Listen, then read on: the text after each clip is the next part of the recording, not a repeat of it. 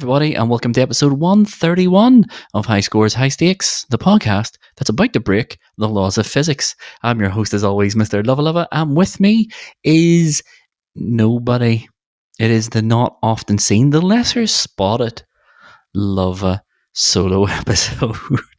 And that is because life has lifed, and the other two, Cardinal and Tomahawk, are unable to make it. So what I thought I would do tonight is I thought I would take a trip down PlayStation memory lane. And what I'm going to do is I'm going to take each PlayStation, 1, 2, 3, 4, and 5, and pick my favourite game from each of those systems. But in a twist, I thought I would take a deeper look into this. And I said to myself, what age was I that I am the most different person than what I am now? And you know what I thought? 16-year-old Luvva. 16-year-old Luvva was a very different person than what I am now. So what I thought I'd do is I would pick my favourite game on these systems as of right now, as an undisclosed age Luvva, and also pick what I think would be 16-year-old Luvva's favourite game from each of these systems. And that's what we're going to be doing tonight. Before we get into that, let's do some housekeeping. No, what are we? If this is the first time listening to us, or your 131st time of listening to us, if it is 131, skip forward 2 minutes. You don't need to listen to this. You've listened to it 130 times before. But if it's your first episode, we are High Scores, High Stakes. We are a competitive PlayStation podcast where myself, Cardinal Smith, and Tomahawk compete in 12-week seasons of PlayStation challenges. Each week we pick a game and play a challenge in that game. The winner of the challenge gets 3 points. Second place gets 2 points. Third place gets 1 point. At the end of the season, whoever's top of the league wins the coveted High Scores, High Stakes Cup. We are off season, so we're not going to be doing that tonight. This is our side quest where we talk about everything PlayStation, everything gaming. It can be a discussion like it is tonight, or it can be a fun little quiz and anything in between. And the last Monday of every month is Game of the Month Club, where we play a game for that month, come back here and deep dive review it. The most recent one of that was Gran Turismo 7. If you haven't listened to it, I urge you to go give it a listen. It is brilliant. If you've listened to us and you haven't yet rated us, give us a 1 star to 5 on wherever it is you're listening to this. If you're watching this on YouTube, hit that follow button, hit that subscribe button, hit that bell button to make sure you don't miss an episode of High Scores, High Stakes. And if you haven't shared this with a friend or a family member, do that now. Or I don't like say you're listening to it on a mobile phone, so hit that share button and send it via WhatsApp or Facebook or however you communicate with your friends. And with all that being said, this is the point of the podcast where I usually ask my co-hosts, what are you playing? There's no one here listening. There's no one here to answer. So I'm going to throw it to you, our loyal listeners. Tell us in the comments, what game are you currently playing? What do you think of it? And would you recommend it to me, Cardinal, Tomahawk, or anyone who is in the High Scores, High Stakes community? I'll tell you what I've been playing, and it is a bit of a mixed bag. I have gotten back into Silent Hill 2, the remake on PlayStation 5, and I am substantially further in it than what Tomahawk thinks and what people who watched my streams of it probably think as well. But I'm just going to tell you right now, it is one of the most oppressively terrifying games I've ever played. It is exhausting to play in a really good way. It's a fantastic game. It's just scary and oppressive. It uses sound so brutally and it overwhelms. I think I said in the Phasmophobia Game of the Month episode with Ghost Kai that Alien Isolation is the only game I've ever played before that gave me a sore back. Silent Hill now joins that illustrious group of games. It hurts to play. It is terrifying and it is brilliant and it is poignant, and sometimes it's all those at exactly the same time. It's a fantastic game. I know I doubted Bloober. I have egg on my face. Well done, Bloober team. When I'm not playing that and having the living daylights scared out of me, I have finished Strider 2014. Strider 2014 is a Metroidvania that takes its inspiration from Shadow Complex. Is probably the closest sort of Metroidvania I can think to. Obviously, it takes what made Strider so unique in the 80s, 90s, the climbing up walls, the acrobatic sort of combat style. It's very good. It's very good. It's very easy. It's very easy. There's a couple of wee difficulty spikes. The second last boss was a bit difficult, but I think I only died like 2 or 3 times to him. But a really good time. Like a really good time. Is it the best Metroid I've ever played? No, no. Is it top three? Probably not. No, it's definitely not. It's just a really solid Metroidvania, and I think it's on PlayStation Plus catalog. It was definitely given away as a free game on PlayStation way back when. It might have even been day of release type thing, but you should have it in your PlayStation catalog. If you don't, it's dirt cheap. It's like a fiver. Is it worth a fiver? Absolutely, it is. It's a really good time. Just a great game. Just a really fun game. I enjoyed it. I played it, I think, over the course of 3 PlayStations. It took me 3 hours and 15 minutes to complete it. As I said, it's easy. I was playing it on the default difficulty, which is the developers recommended. There is 2 higher difficulties, which I'm sure will ramp up a difficulty, but it's easy. They realized very early that the map system wasn't great, so the map constantly points you where you're going, which is very, very, very helpful and makes it the antithesis of Hollow Knight. So that's what I've been playing. I've been having a good time. Tell me what you've been playing in the comments. What have you been playing, and would you recommend it?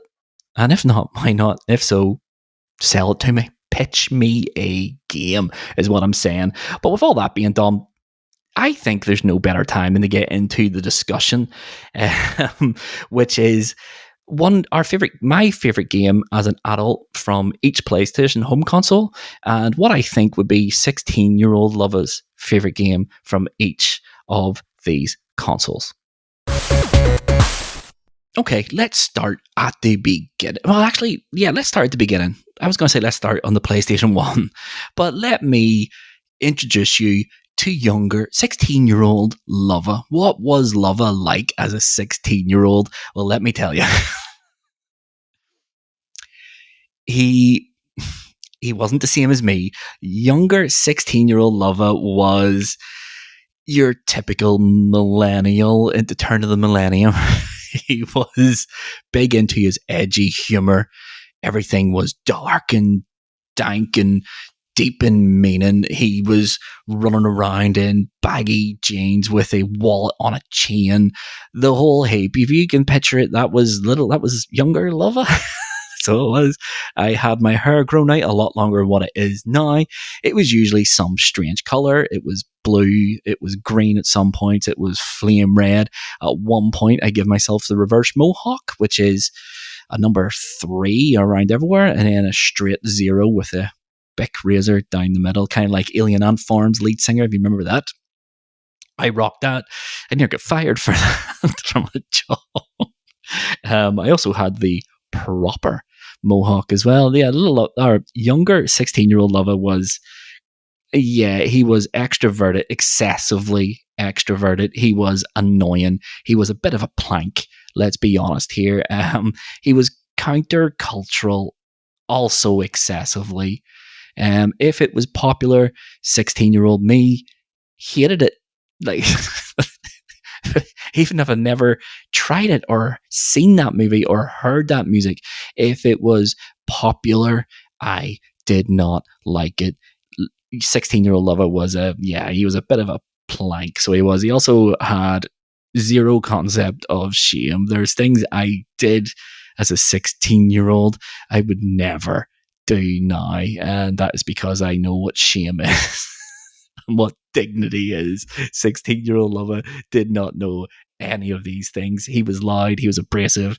Yeah, 16-year-old Luvva is a completely different person to the man that stands before you today. 16-year-old Luvva would have killed for this beard. I'll tell you that for free. Well, little 16-year-old Luvva, we did it. We did it, mate. But let's talk about the games that my favorite games of each PlayStation home console. And we'll start at the beginning. So the PlayStation 1, I've said in this podcast before, when the PlayStation 1 came out in 1995, the only thing I wanted from Santa that year was the Sega Saturn. And Santa did his research and found the PlayStation to be a better gaming console. And bought me that. The PlayStation 1 is the games console. I mean, I had the Sega Mega Drive, I had the Sega Master System, I had the Amstrad CPC 464, and the Amstrad 2600, the Atari 2600, all before that. But I said, and I will say it until the day I die, the PlayStation 1 is the games console that turned me from a dabbler into a gamer. I have a lot of really great memories with the PlayStation 1. Picking a favorite game from the PlayStation 1, this was probably the hardest choice I had to make. There's a lot of games I have with a lot of great memories. I remember playing Resident Evil 1 in a friend's house, so we used to have sleepovers all the time and play Resident Evil 1 from start to finish the whole way through the night. Resident Evil 1 is in with a shout. Tony Hawk's Pro Skater is probably my most played game on the PlayStation 1. Certainly the demo, certainly the game. Tony Hawk's Pro Skater 2, again, probably my second most played game on the console. Resident Evil 2 is a banger. But the game that current Luvva has picked, my favorite game from the PlayStation 1 is Silent Hill 1. Silent Hill. It wasn't an easy choice. Resident Evil was right there looking at me. Specifically Director's Cut. I really like Resident Evil Director's Cut, but Silent Hill is a game I played with the same friend I played Resident Evil with. About halfway through that, though, I moved house and I had to play Silent Hill from the school to completion by myself. And this was the late 90s. I remember writing letters and receiving letters to him from this friend as he was playing it by himself, and we were conversing with one another through letters through the post about what we'd seen, what we had done, what we were thinking of the game, and all this here business. It was a different time. I remember getting stuck at the school, the piano puzzle, if I remember that. I remember ringing the cheat hotline that was in the magazines, not realizing it was like £3 a minute. My mum, extremely angry about that. Let's just say it was the only time I ever rang those cheat hotlines to get the solution to it. But Silent Hill is a game that has a lot of really fond memories for me. It's a weird one. Probably not everyone's favorite game on PlayStation, but Silent Hill 1's a great game. An absolute technological marvel on the PlayStation 1. Not many games can compete with Silent Hill on a technical level. I remember playing it through the night. I remember Dad coming home from work at like 3 or 4 in the morning. I'm still up in the pitch black playing Silent Hill. He walks in the bedroom, scares the life out of me. One of the scariest games I've ever played. Silent Hill 1 is current Luvva's pick as their favorite game from the PlayStation 1. Now let's hear from 16-year-old Luvva and what I think he would pick. Okay, now it's time for 16-year-old Luvva's choice. Now, for 16-year-old Luvva, I think it comes down to 2 games here. I think it comes down to Resident Evil 1, and I think it comes between that and Tony Hawk's Pro Skater. Tony Hawk's Pro Skater was the game definitely he had played the most by the time I turned 16. It was definitely Tony Hawk's Pro Skater would be the most played game. However, Tony Hawk's Pro Skater was extremely popular. And as I said at the start, because 16-year-old Luvva was countercultural and what's the word? Contrarian, excessively contrarian. I don't think he would say that. I think he'll say Resident Evil. And I think he'd go one step further and say Resident Evil, the director's cut. Now, the director's cut version, for those who don't know, added an arrange mode and a harder difficulty. The arrange mode, for people who've never played arrange mode, is just basically items move and enemies can be at different positions and stuff like that. And it's a lot harder. If memory serves me right, though, the director's cut came with a demo for Resident Evil 2. And the demo for Resident Evil 2, if you're unaware, is from a version of the game that doesn't exist. It's not Resident Evil 1.5, but it isn't the game that was released either. Things were different about it. The liquor comes in, there's no cutscene and all that sort of stuff. I think 16-year-old Luvva's favourite game on the PlayStation 1, I think what he would say is it's Resident Evil Director's Cut. Just to be contrarian, I think it'd be between that and Tony Hawk's, but I'm going to say Resident Evil Director's Cut for 16-year-old Luvva. Resident Evil Director's Cut's a great game. I mean, look, 16-year-old Luvva has great taste, so he does. But that is the PlayStation 1 era. 16-year-old Luvva, Resident Evil Director's Cut. Me today, Silent Hill, horror movie fest all day long. Now let's move on to the PlayStation 2, and we'll do this the opposite way. I think 16-year-old Luvva says that his favorite game on the PlayStation 2 is Tony Hawk's Pro Skater 3. And that is simply because, like Resident Evil, I played a ton of Tony Hawk's Pro Skater 3 round a friend's house. I was so contrarian back in the day. I didn't buy a PlayStation 2 for a very long time. When everyone was buying their PlayStation 2s, I had already gotten the Dreamcast. And then when the Dreamcast died, rather than just go out and buy a PlayStation 2, I was like, no, I'm having none of that. And I went out and bought a GameCube and an Xbox. So my only opportunities for a long time of playing the PlayStation was around a friend's house. And I used to spend a lot of time with this friend. We used to play PlayStation 2 all the time. The game that we played the most of, and I'm talking thousands and thousands of hours, is Tony Hawk's Pro Skater 3. For me, it's the best the series, it's best the Tony Hawk series ever got, certainly the Pro Skater series. And it's just a great time. It was one of the very few games in my life I can say, one to one, I'm really, really good at that game. I'm really good at Tony Hawk's Pro Skater 3. 16-year-old Luvva, who absolutely plowed hours into Tony Hawk 1, into Tony Hawk 2. I have no doubt in my mind, if I had saw Tony Hawk's Pro Skater 3 at 16, it would have blown my mind. I don't think it was too much older when that came out, but for a 16-year-old Luvva, his favourite PlayStation 2 game would be Tony Hawk's Pro Skater 3, 100%. For me today, my favourite PlayStation 2 game is between two of them. It is between Metal Gear Solid 3, Snake Eater, and Shadow of the Colossus /Eco. Metal Gear Solid 3 we've talked about a lot in this podcast. It's one of Tomahawk's and one of Cardinal's favorite games ever. I really, really, really like it. I think it's the second, that's probably the best Metal Gear Solid game ever made, which is really high praise because all the games have been pretty spectacularly good. But there's just something about Metal Gear Solid 3, just how innovative it was at time, and even still today. There was some things Kojima was doing in that game that's just never been attempted since. The whole the end fight where you can just wait a week, use the internal clock of the PlayStation 2, and then come back and he's died of old age is just brilliant. You can shoot him as he comes off the helicopter to start the game. If you have a new game plus, you have a sniper rifle, you can shoot him, kill him, and never have that boss fight. It's just so much stuff in this game. The storyline's incredible. It's just a really spectacular game, and it was a technical marvel way when it released. It was incredible.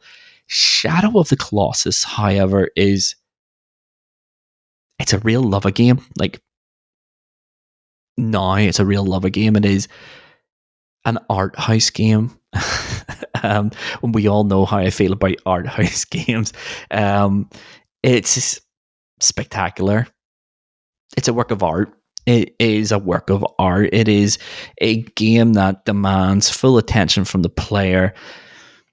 It is just so super simple, but with a emotionally resonant story, and it has a twist at the end that would rival the best of Hollywood. It's just spectacular. And again, it was a technical masterclass. Is it an easy game to go back and play now? No. Play the remastered on PlayStation 4. But the same goes for Metal Gear Solid 3 Snake Eater. Is the original one easy to go back to? No. The control system, like Shadow of the Colossus, is a mess. Play the remake. I'm going with Shadow of the Colossus. I think it's the best game on the PlayStation 2. That's certainly my favorite. But people argue that, but for me, it's the best game on PlayStation 2. So 16-year-old me, Tony Hawk's Pro Skater 3. Me now, Shadow of the Colossus. Not so similar. not so similar anymore. I mean, the first PS1, yeah, we were kind of similar. Now we're diverging. You can see the difference in gaming tastes. So next up, surprisingly enough, after the PlayStation 2 came the PlayStation 3. I will start with my pick now. It's The Last of Us. It was the swan song for the PlayStation. It is one of, if not the best storyline in video games. It's emotional, it is dense, it is deep.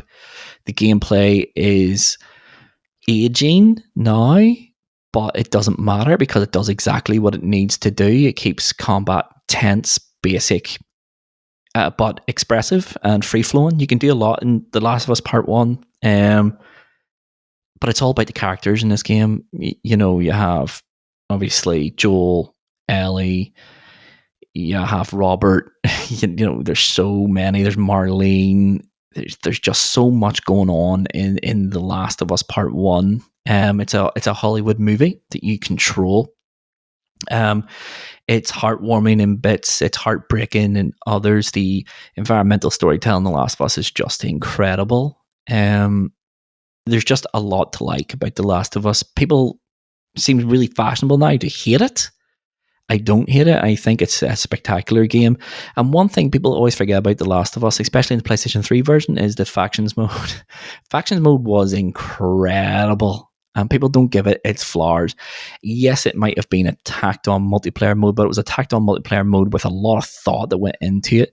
Was it a Call of Duty clone? Absolutely not. It had like micro RPG elements of your camps and keeping people alive, and your performances directly impacted your rewards for your camp. It was a lot of fun with friends. It was tactical. It was just, The Last of Us is a great game. It was the perfect way of sending out the PlayStation 3, a generation that for PlayStation started really rough, but finished with one of the best games ever made. And if that is not the most Sony thing you're ever going to hear, I don't know what is. But The Last of Us is current my pick now. If I was 16 years old, though, it would not be The Last of Us.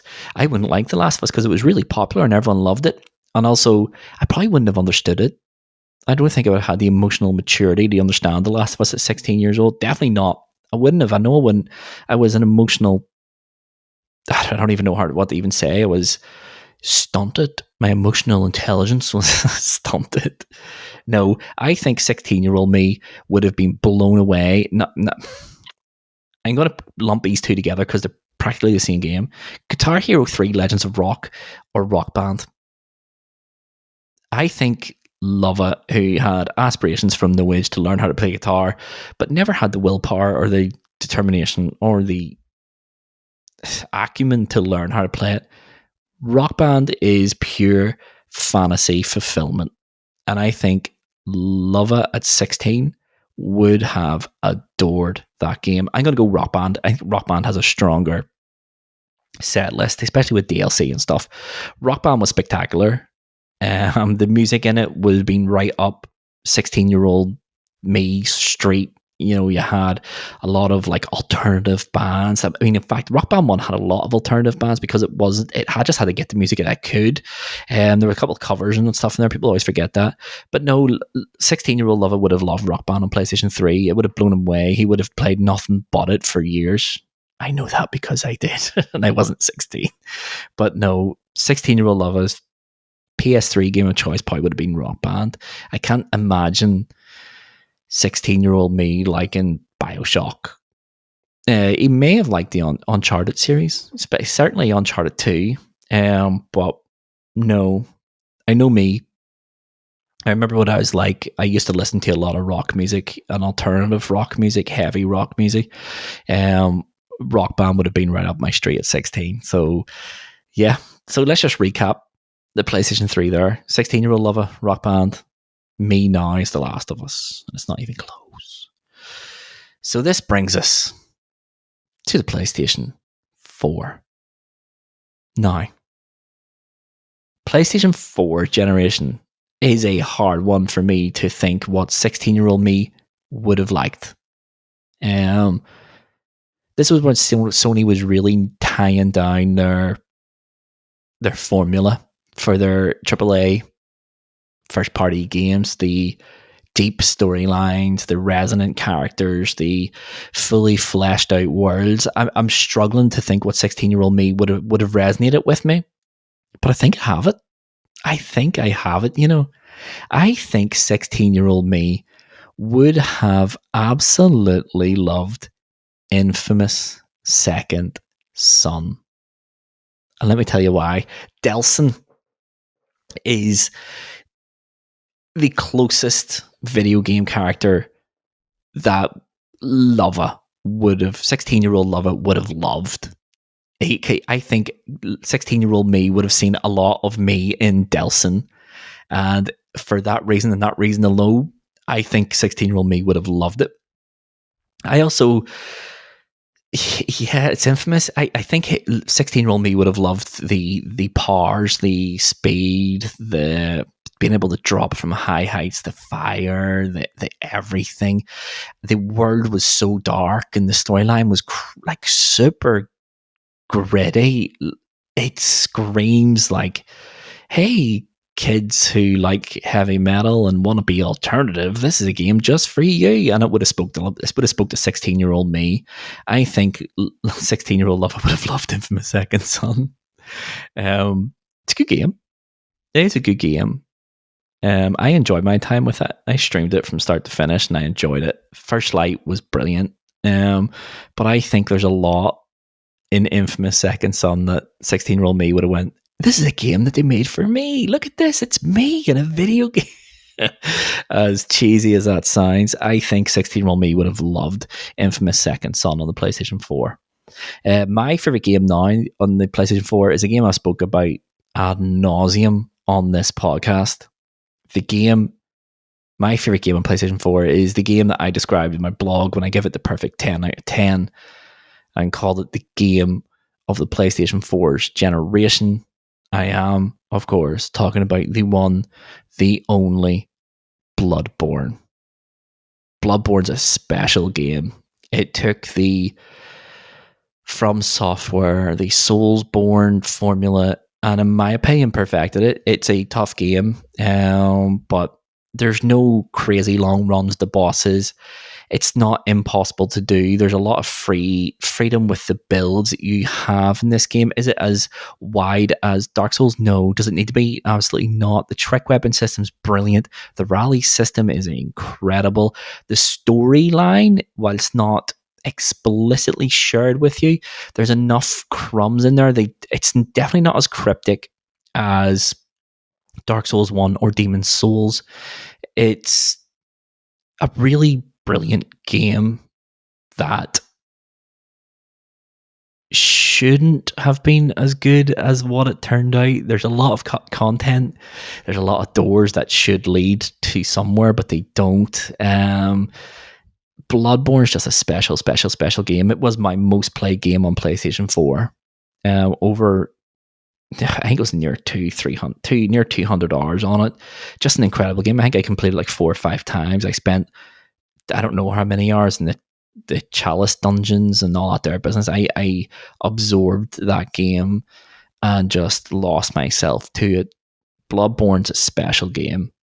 And it's I think PlayStation 4 finished second when we ranked all the PlayStation consoles. You check out that episode, it's really good. I think PlayStation 4 finished second, or I think it was second for everyone. But the PlayStation 4 special, just a game catalog that would make pretty much every other games console ever made blush with embarrassment at their own. And yet Bloodborne stands out heads and shoulders above everything else, in my opinion. Just a special game. Just brilliant. So 16-year-old me would have loved Infamous Second Son. I love Bloodborne. And that brings us then to currently the last home console that Sony have released.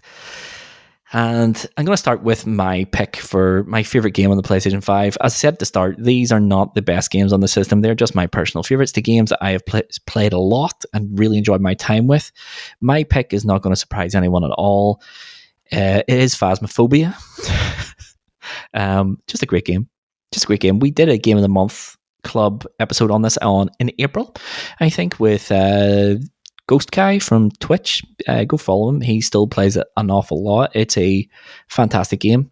If you're unaware of what it is, it's a ghost hunting game where you go in, get clues, find out what type of ghost it is, and then move on and pick up your money. And do it over and over and over again, either by yourself or with friends. Phasmophobia is scary. It is fun. It is funny. It has a lot of stuff going for it. It's just a great game. It's a great game. It's my favorite game on PlayStation 5 currently. I mean, is it the best game on PlayStation 5? No, but that's not the point. It is an S tier game, and I love it, and no one will be able to convince me otherwise. And this brings me then to 16-year-old me. What would be his favorite game on the PlayStation 5? It's a tough one to answer this. PlayStation 5 games library, especially when it comes to like Sony games, is still thin on the ground. But I think 16-year-old me, his favorite game on the PlayStation 5 would probably be Spider-Man 2. And let me explain why.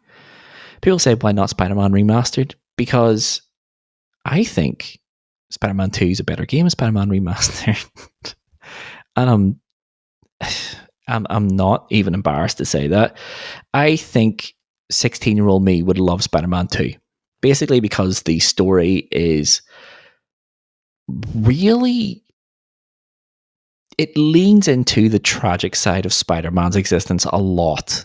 I think that would resonate with 16-year-old me. 16-year-old me used to love Venom.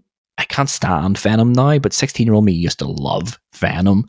I've said this before, he's the most 90s of comic book villains. He's the anti-hero, which was so, it's cliche now, but in the 90s it was different. He was cool looking. Venom has a cool sort of design. The Venom in Spider-Man 2 is incredible. Further than that, the Kraven in Spider-Man 2, a character I've never liked. I hate Kraven, but the Spider-Man 2 Kraven was brilliant. Like, he was human. He was relentless. He had a purpose and he wasn't going to stop until he got that purpose. He was either stupid or really brave, but he let nothing stand in his way. He put dominoes in place and expected them to work. He was calculated, he was cold, he was one single-minded. He would tunnel vision of what he wanted to do. I think 16-year-old me would have loved Spider-Man 2. First of all, seeing that game would have blown my mind at video games looking like this. I remember playing Sonic Adventure 2. Or sorry, Sonic Adventure 1. And I remember reading the review for Sonic Adventure, and there was one line that always sticks out in my head, and from Dreamcast Magazine UK, and they said, one day all games will look this good. Right now only Sonic Adventure does. And I remember thinking, there's no way video games will look as good as Sonic Adventure. I thought that was it. This is the peak of graphics. And then you see Spider-Man 2 and what it's doing on the PlayStation. It is frightening on a technical level. It has everything. It has the entire recipe for 16-year-old me to absolutely fall in love with it. It has Spider-Man, my favorite comic book hero as a kid. It was one of my favorite cartoons as a kid. I loved the Spider-Man, Tobey Maguire's movies. Spider-Man, I love Spider-Man. I love everything Spider-Man. But the extra spice of a great Kraven and a great Venom, and even the ability to control Venom for a short period of that game, 16-year-old me would have been all over that. Absolutely. So Spider-Man 2 for 16-year-old me, Phasmophobia for current me. So let's just take a breather and I'll recap the choices that I've made. So I'll start with my choices now. So PS1, Silent Hill. PS2, Shadow of the Colossus. PS3, The Last of Us. PlayStation 4, Bloodborne. And PlayStation 5, Phasmophobia. 16-year-old me would have picked for PlayStation 1 Resident Evil, the director's cut. I know that for a fact. PlayStation 2, 16-year-old me would have picked Tony Hawk's Pro Skater 3. I know that for a fact. PlayStation 3, I said 16-year-old me would have loved Rock Band. Yeah. PlayStation 4, 16-year-old me would have loved Infamous Second Son. And 16-year-old me on the PlayStation 5 would have picked Spider-Man 2. That is, I think, great choices, all of them. I think they're all really, really, really good games. At worst, they're great. But really, really good choices. I feel as though I've done 16-year-old me proud with his choices. I can feel, yeah, he's happy, he's proud, he's really loud and annoying and not very popular, let's be honest. But that is what it is. So my question then, for you guys, our dear listeners, our loyal listeners, is what games would you pick? Do you think your 16-year-old self would have picked from each of the PlayStations? Tell us in the comments. What game from PS1 would your 16-year-old self love? If you are 16, what game do you love on the PlayStation 1? But yeah, that's really that's it. The well is dry. Tell us what your picks would be are for yourself currently and your 16-year-old self, and let's get our current selves to the wrap up section. And that is it. Another episode all wrapped up. That was an interesting one. A real thought experiment of thinking back to what I was like at 16 and thinking, what would 16-year-old me, if I was someone asking this question, what would he say? I think I've picked the right games for 16-year-old me. I know I picked the right games for me because current me, because that's how I feel. But 16-year-old me is an enigma.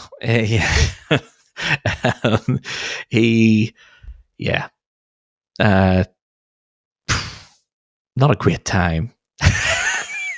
I was angsty. I was your typical millennial in the year 2000. Let's just say that.